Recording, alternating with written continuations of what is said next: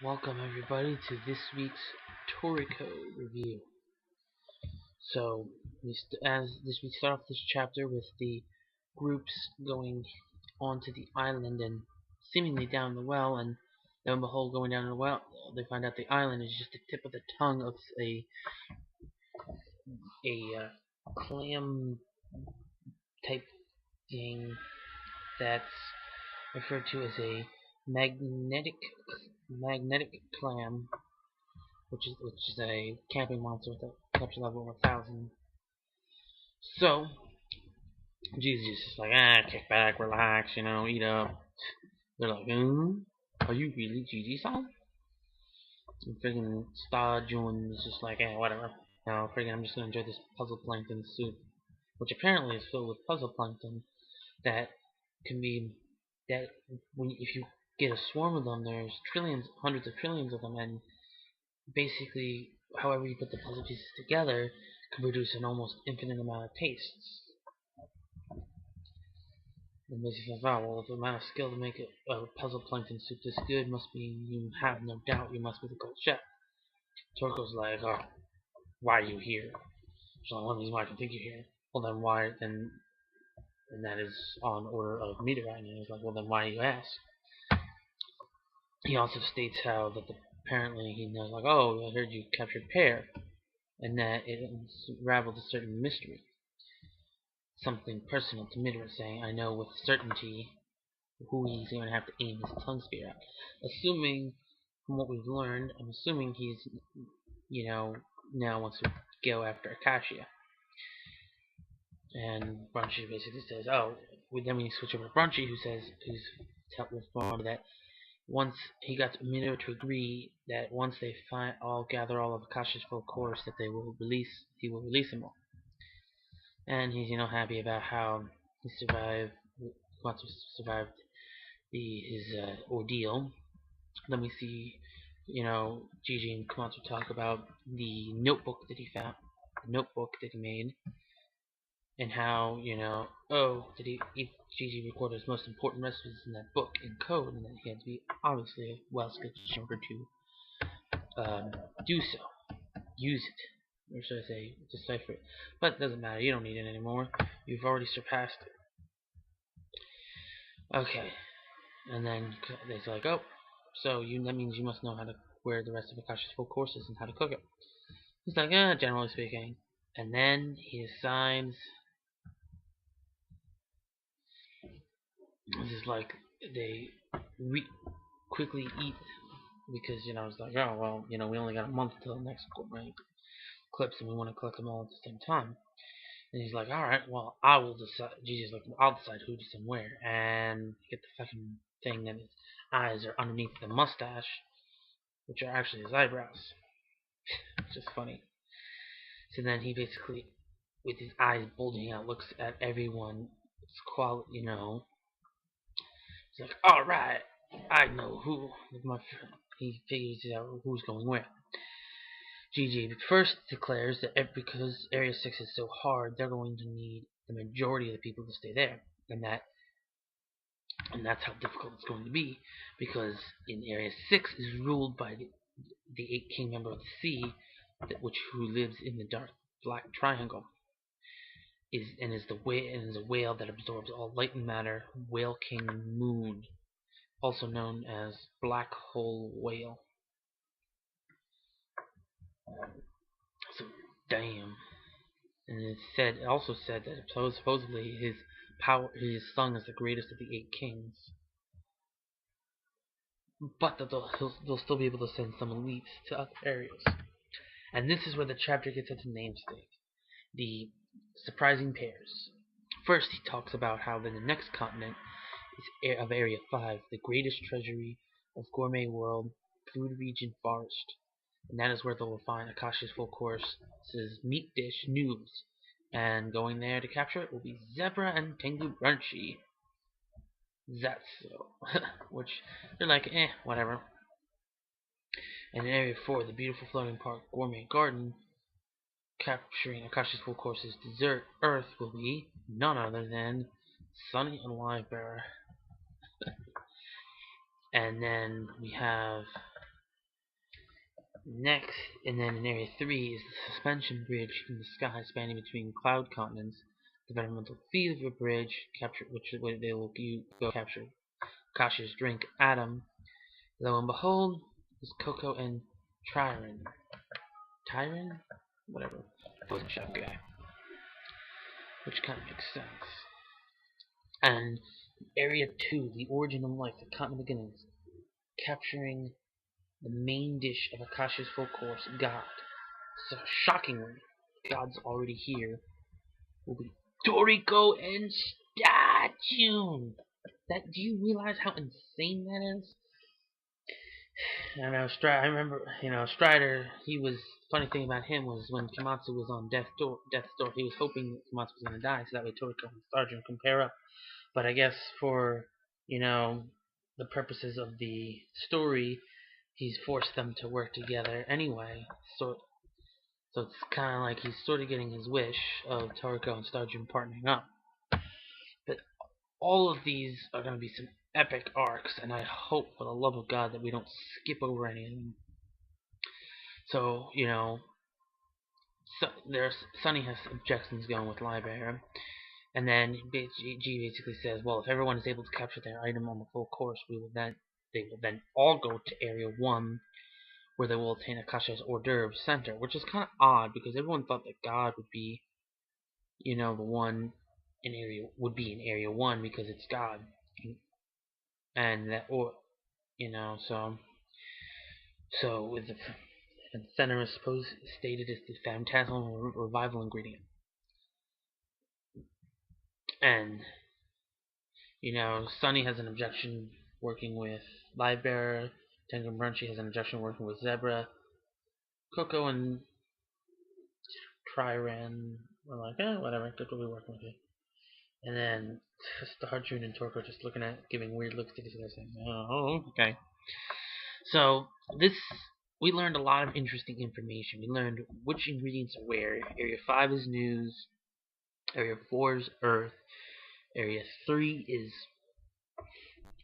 is Adam. Area 2 is God, and Area 1 is Center.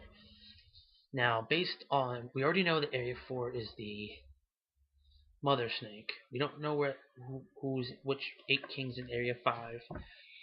Area 3 is in the sky, so it's definitely Emperor Crow. Now, we all assumed that God would be in Area 1, and that the Battle Wolf, who supposedly was the greatest of the 8 kings, previously stated, of course, as the greatest 8 king, was going to be guarding God in Area 1. Now, we don't know where the Battle Wolf is at this moment. So, but presumably, it's going to be in Area 2, guarding God, because that's where Toriko's going. And if that's the case, then that means Delarus is either in Area 5 or in Area 1. Which is like, that is one of the things, there are many things, the world building, Mitsutoshi's world building is incredible. The only thing is that lately he seems to be very inconsistent when it comes to, the some of certain things, such as, back in the Area 7 arc, before this Area 7 arc ended, we were all under the impression that at one point, nobody knows where, but somewhere, at some point, there was a mentioning of how Delarus was supposedly in Area 4, and that he was guarding, they don't know what, they weren't saying exactly what ingredient, but they stated that, he was, and that Area 4 was the largest, being guarded by Delarus, who was supposedly the strongest. Then we go into Area 6 arc, and it just throws everything that we previously knew as fans out the window, saying, oh, no, Area 4 is guarded by the Mother Snake, and now they're saying that the Whale King, the 8 King of the Sea Continent, Area 6 is hailed as the greatest, and he has some friggin' black hole type powers. So this is just insane. And if Center is in Area 1, that's where, so it seems kind of odd, because I was under the impression that God only appeared during the Gourmet Solar Eclipse. So if that's the case, if that was actually the case, then Toriko and Starjune won't be able to capture it until the gourmet eclipse. Doesn't make any sense. Unless God only appears leading up to the gourmet eclipse and during the eclipse. I don't know, it's kind of odd. So there's just tons and tons of different things. But I guess since now we know that the 8th King of the Sea is a giant, presumably giant ass whale that has black hole abilities, now we know why a meteorite the size of the moon would disappear in the Black Triangle, because the fucking 8th King just sucked it in with this black hole. So the important thing to note here is that Gigi sent to areas 2, 3, 4, and 5, each of the 4 heavenly kings being accompanied by a very skilled chef. Zebra with Brunchy, Coco with Ran, Sunny with Livebear, and Toriko with Starcher. But then everybody else in the group is going to be staying in Area 6 to capture another. So it's definitely, which actually, when you think about it, the 4 Heavenly Kings, I think, were the only Bushokuyo in the group. So I think everybody else was a chef. So I guess it makes sense that the chefs are going to be remaining in the area to capture another. So overall, this chapter was very good. We learned a lot of interesting information, and the split up of the group is going to happen probably in the next chapter, as the elites are going to go off into the other areas to capture their ingredients. The interesting thing to note is that it was previously believed that you had to capture and ingest each of the ingredient or the full Akasha's full course ingredient of the area in order to make it to the next area and be able to handle it. So it's definitely different, and it's definitely going to provide some challenges. And the most interesting is how are they going to affect each other? How, because it's like, are they going to show us? Hopefully, they're going to show us each of these arcs individually. Obviously, showing a case saying, oh well, even though they're being shown individually, they are actually being, happening around the same time. So how things stem from here is going to be very interesting. So I hope you guys all enjoyed this review, and hope to see you all next week. Okay, so am I the only one that is thoroughly confused by Toriko's chapter? Um, so this is chapter 326, and the thing I want to discuss first over everything is the division of uh, the Akashi's full course. So, um, we have Area 6, who they're saying they're keeping the majority of the people here. And then they go to Area 5, which is News, the meat dish, who the two of us, Don and myself, we had predicted that it was going to be Toriko going after News, based on the full course and how much they had left. We thought that was the most logical one, but in fact we have Zebra and Tengu Branchi, or Brunch, however you want to say it. Uh, they're both going after News. And then they skip Area 4. And that's where things get interesting, because is Area 4 Earth? Because Earth is what Sunny wants, right? And Sunny wasn't even mentioned. Uh, I mean, I'm assuming he'll go after Earth, or maybe the translation I'm doing is missing a page, because it just doesn't seem right, because we still have Area 4, and then which is, I'm assuming, is Earth, which is the only one left. And then they send in 3. Yeah, they skip to Area 3, which is Adam, which of course is Coco, and Tyron, who I believe was the poison cooker, poison chef.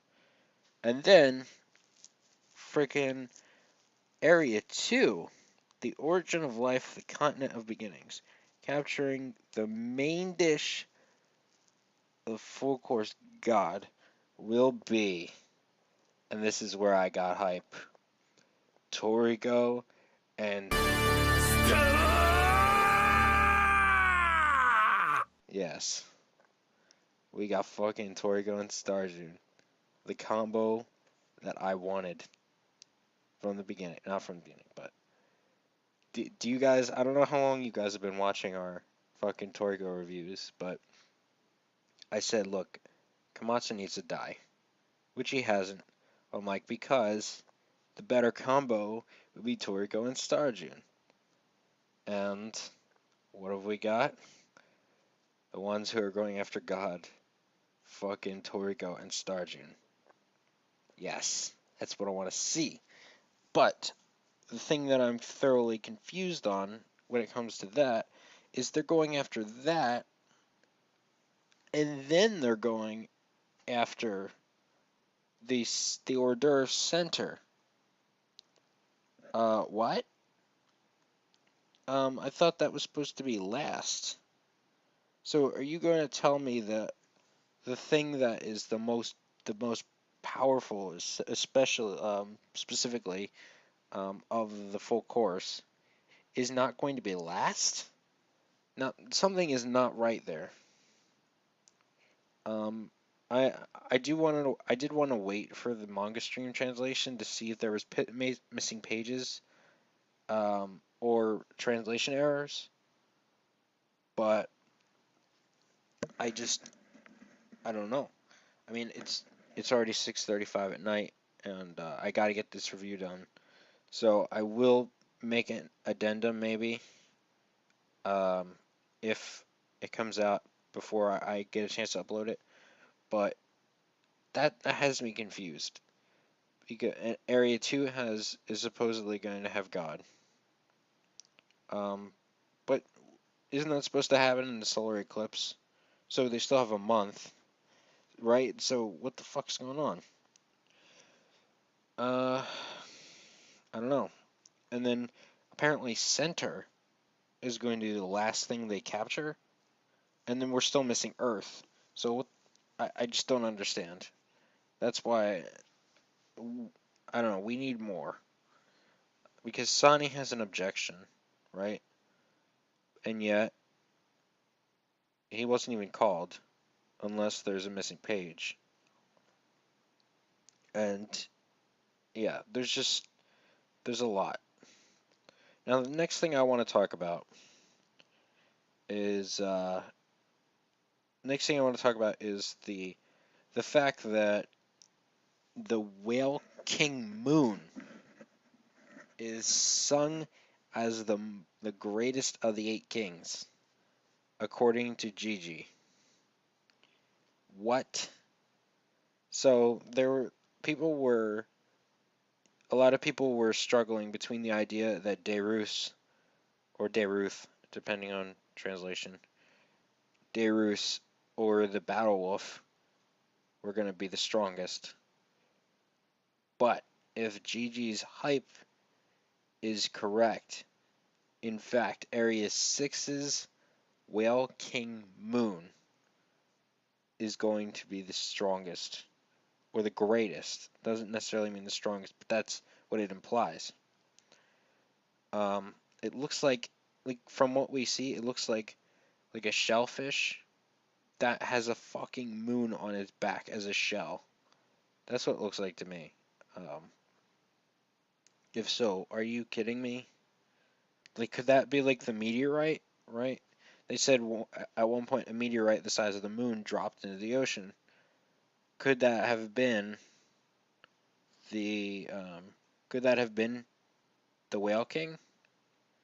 Or could it have fused with the Whale King? I mean, I don't think I don't think it's a coincidence, a mere coincidence that the chapter before there was just some random thing about a meteorite the size of the moon being dropped into the Black Triangle, and then all of a sudden it's the Whale King moon is down there.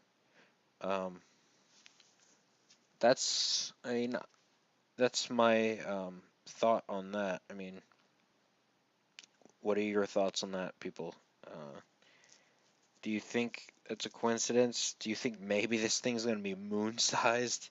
Holy fuck. Dude, if that thing is like the size of the moon, thing's gonna.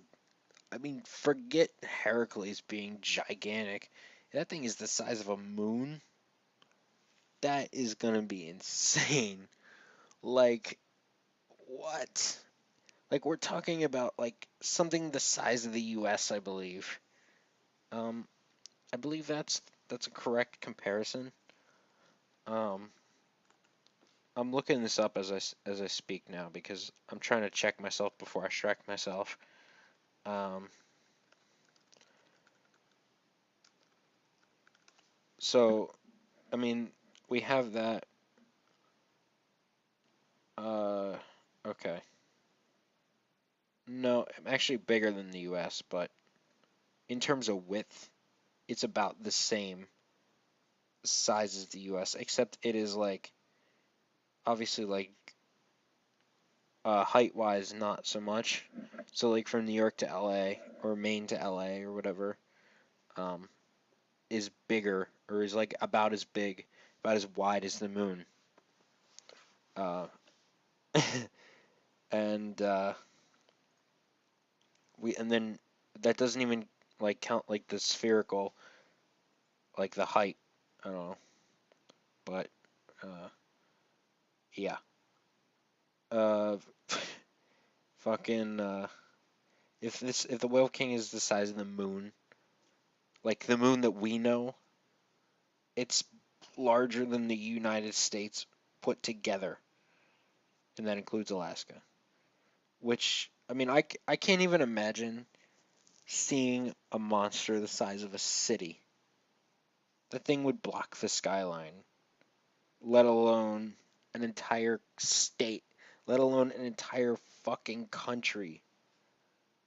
So, um, yeah. Uh, I don't think it'll be the size of the moon because if it is, it's just way too big. Because that's wow. Um, anyway, the next thing I want to talk about is the fact that in the beginning, yeah, I'm kind of like going backwards here, but um, Starjun basically mentions the fact that he was basically talking to Toriko about Pear, and it said it unraveled a certain mystery, and Midorima, no, this is not Croak on a Basket. Midora said, "I know with certainty now what opponent to aim my tongue sphere at," which obviously means he knows that basically about Akashia and or the Blue Nitro, that that is where I need to.